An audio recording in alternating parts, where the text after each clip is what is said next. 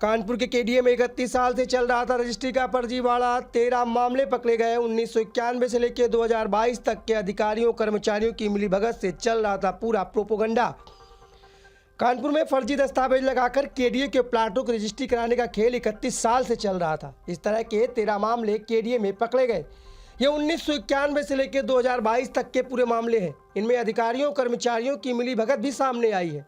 दरअसल KDA VC Arvind Singh के पास इस तरह की शिकायतें पहुंची तो उन्होंने ऑपरेशन सीक्रेट मिशन के तहत मामलों की पूरी गोपनीय जांच कराई। इसमें 13 मामले ऐसे पाए गए जिनमें फर्जी रजिस्ट्री कराई गई, जैसे मूल आवंटी के बजाय उसी के नाम पर किसी दूसरे व्यक्ति को खड़ा करके रजिस्ट्री करा ली गई। रजिस्ट्री कराकर कब्जा ले चुके आवंटी की मृत्यु के बाद उनके बच्चों के संबंध में तथ्य छिपाकर उनका नामांतरण कराया गया। फर्जी दस्तावेज लगाकर प्लाट फ्री होल्ड भी करा लिए गए। केडीए ने संपत्तियों को कब्जे में लिया। केडीए ने फर्जी रजिस्ट्री निरस्त कराने के लिए न्यायालय में वाद दाखिल करने के साथ ही संपत्तियों को कब्जे से लेकर प्राधिकरण के बोर्ड लगाए हैं। इन प्लाटों के एवज में जमा की गई धनराशि जब्ती कर ली गई।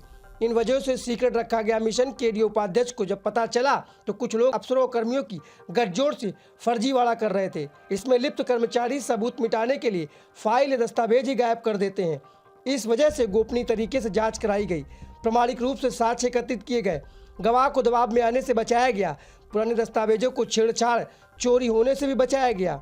दरअसल पूरे मामले में केडीए सचिव सत्यमोहन वैश्य, अपर सचिव डॉक्टर गुलाकेश शर्मा, विशेष कार्य अधिकारी सत शुक्ला, विशेष कार्य अधिकारी अवनीश सिंह, विधि अधिकारी शशि भूषण राय ने पूरे मामले की जांच की।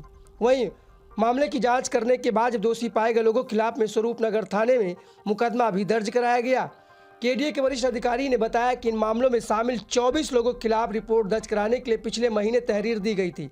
रिपोर्ट दर्ज न होने पर 4 फरवरी को पुलिस आयुक्त को पत्र भेजा गया, जिसमें 20 दिन बाद स्वरूप नगर थाने में FIR दर्ज हुई।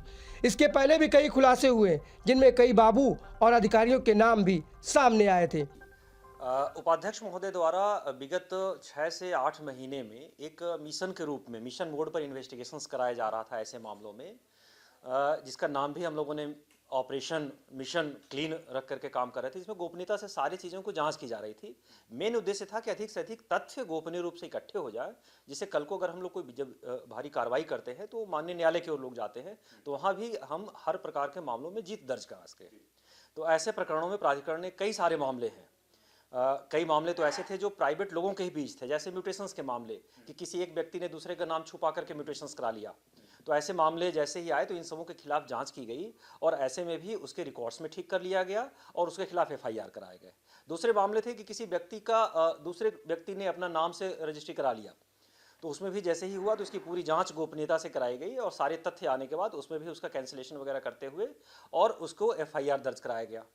कई मामले ऐसे थे जो प्राधिकरण की जमीनों पर भूमाफियाओं द्वारा कुछ लोगों के प्राधिकरण के लोगों के गठजोड़ से ऐसे कार्य किए गए थे, उसमें भी पूरी जांच की गई और ऐसे प्रकरणों में प्राधिकरण ने मौके पर ही कब्जा भी ले लिया, बोर्ड भी लगाया और पूरी विधिक जांच करते हुए सुनवाई करते हुए उसके खिलाफ कैंसिलेशन की कार्रवाई की गई। ऐसे दोषियों के खिलाफ थाने स्वरूप नगर में FIR दर्ज कराया गया और बाद निरस्तीकरण के लिए सिविल कोर्ट में भी दाखिल किया गया। टोटल कितने वाद आप लोगों ने FIR दर्ज कराई है, कितने लोगों पर कराई है और क्या अधिकारी भी इसमें शामिल रहे हैं तत्कालीन? जी, उपाध्यक्ष महोदय के निर्देशन के क्रम में जो पूरी कार्रवाई की गई है, इसमें सारे मामले मिलाकर के कुल 13 FIR दर्ज कराए गए हैं। इन FIR में जो भी दोषी व्यक्ति थे सभी के नाम हैं और उसमें कुछ प्राधिकरण के भी लोग शामिल पाए गए। तो ऐसे लोगों के खिलाफ भी शासन स्तर पर भी जो प्राधिकरण स्तर पर थे उनके खिलाफ निलंबन की भी कार्रवाई की गई, विभागीय कार्रवाई की गई और शासन में भी जिसका नियुक्ति प्राधिकारी शासन स्तर पर था, शासन स्तर पर भी भेजा गया कि ऐसे लोगों के खिलाफ कठोर से कठोर विभागीय कार्रवाई हो। इसमें अनुचर से लेकर के उप सचिव स्तर तक के कई सेवानिवृत्त और कई कार्यशील कर्मचारी अधिकारी रहे हैं, उन सबों के खिलाफ कार्रवाई की गई है। निलंबन की कार्रवाई कितने लोगों के खिलाफ की गई है? निलंबन की कार्रवाई वर्तमान में 2 लोगों के खिलाफ की गई है और आगे भी जो शासन में भेजा गया है उसमें भी शासन के स्तर से जो भी निकल करके आए और उसमें सेवानिवृत्त कर्मचारी भी हैं, उनके खिलाफ भी कार्रवाई की गई है। Video desk amarujala.com। डाउनलोड करें अमर उजाला ऐप और पाएं खबरें लगातार। अगर आप ये वीडियो YouTube पर देख रहे हैं तो हमारे चैनल को सब्सक्राइब करें और बेल आइकन को दबाना ना भूलें। अगर आप Facebook पर ये वीडियो देख रहे हैं तो हमारे पेज को लाइक करें।